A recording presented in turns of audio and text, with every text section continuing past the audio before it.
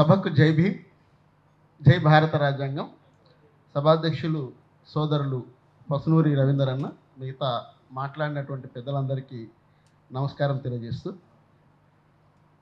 చాలా కాలం తర్వాత మళ్ళీ ఒక ప్రజా సమస్యకు సంబంధించినటువంటి డిస్కషన్ రౌండ్ టేబుల్ సమావేశం జరుగుతున్నందుకు చాలా సంతోషంగా ఉన్నది.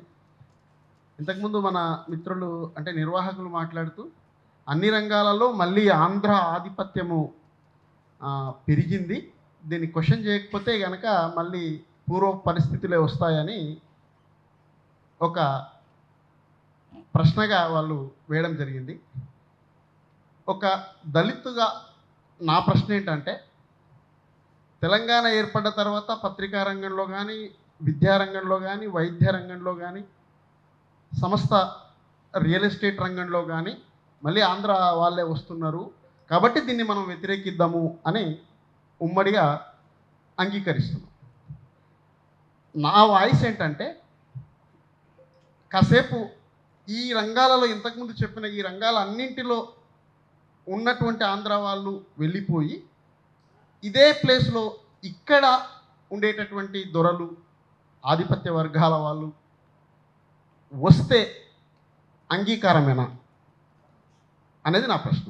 ఇక్కడ ఉండేటటువంటి తెలంగాణలో ఉండే కులాలు అనుకోండి, నేను పేర్లు చెప్పట్లేదు, అంటే రెడ్లు, వెలమలు వచ్చి మళ్ళీ ఈ రంగాలను డామినేట్ చేస్తే మనకు అంగీకారమా? జగన్ రెడ్డి అంటే లాంటి వాళ్ళు డెమోక్రటిక్ ఫార్వర్డ్ క్యాస్ట్ వాళ్ళు ఉన్నారు, వాళ్ళను మనం ఆహ్వానించాల్సిందే, స్వాగతించాల్సిందే. కానీ అట్లా కాకుండా వస్తే మళ్ళీ ఏంటి లాభం? ఇప్పుడు హైదరాబాదులో వీళ్ళ ఆధిపత్యం పెరిగితే అంగీకరించేటటువంటి పరిస్థితి లేదు. మళ్ళీ అంటే ఈ సిచ్యువేషన్ నాకు ఎందుకు వచ్చింది అని అనిపిస్తుంది అంటే, అప్పుడే తెలంగాణ ఉద్యమంలో సామాజిక తెలంగాణ అనే ఒక డిమాండ్ వచ్చింది. బహుశా ఇక్కడ ఉండే అందరూ కూడా అప్పుడు ఫస్ట్ అయితే తెలంగాణ రానియండి, భౌగోళిక తెలంగాణ రానియండి, అక్కడే జరిగిందో ఏమో బహుశా కుట్ర. అప్పుడే ఈ స్థాయి క్వశ్చన్స్ వేసి ఉండింటే ఈ రకమైనటువంటి విధ్వంసమైనటువంటి పరిస్థితులు తెలంగాణలో ఉండకపోయి ఉండవచ్చు. కాబట్టి ఇప్పటికైనా హైదరాబాద్ ఈజ్ ఫర్ హైదరాబాదీస్ అని అంటే, హైదరాబాదీస్ అంటే ఇక్కడ ఎవరు? మళ్ళీ ప్రశ్న. రెడ్లు, వెలమలు వీళ్ళేనా హైదరాబాదీస్? కాదు కదా. హైదరాబాదీస్ అనేటటువంటిది ఇప్పుడు ఉత్తరాదీస్గా మారిపోయింది. హైదరాబాద్లో చాలామంది, మేము నాగర్ కర్నూల్లో తీస్తే సమస్త రంగాలలో గుజరాతీ వాళ్ళు, మార్వాడి వాళ్ళే మా నాగర్ కర్నూల్లో కూడా దాండియా ఆడే పరిస్థితి ఉంది. భవన నిర్మాణ రంగానికి సంబంధించినటువంటి సమస్త బిజినెస్ వాళ్ళే ఉన్నారు. అయితే ఇక్కడ మళ్ళీ మా దగ్గర ఉండేటటువంటి అంతకుముందు వీళ్ళకంటే ఆంధ్ర వాళ్ళకంటే, అంటే మన ఉత్తరాది వాళ్ళకంటే ముందు ఈ షాపులన్నీ రెడ్డీస్కు, వైశ్యాస్కు ఉండే వాళ్ళు చాలా ఎక్కువ రేట్లతోటి అమ్మి చీట్ చేస్తుండ్రు. వీళ్ళు మాకు బాకీ కూడా ఇవ్వకపోతుంటారు. వీడు ₹1,00,000 ఇస్తున్నాడు ఆంధ్ర మన ఉత్తరాది వాళ్ళు. కాబట్టి ఇట్లాంటి సిచ్యువేషన్స్ కూడా కొన్ని ఉన్నాయి. నేనేమంటున్నా అంటే, ఇప్పటికైనా మనం డిమాండు ఎస్సీ, ఎస్టీ, బీసీల భాగస్వామ్యము కూడా మనం ఒకవేళ డిమాండ్ చేస్తే మారితే వీళ్ళ భాగస్వామ్యం కూడా ఎంత అనేటటువంటిది కూడా మనం చర్చించాలి.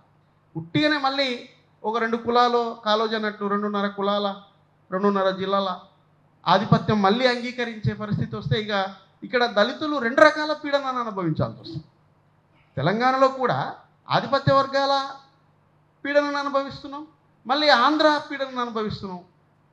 కాబట్టి ఒకటేసారి ఇట్లా మనం కొంచెం సామాజికంగా కూడా రాబోయే పరిస్థితులు ఉండాలని కోరుకోవడం అనేటటువంటి జరుగుతుంది.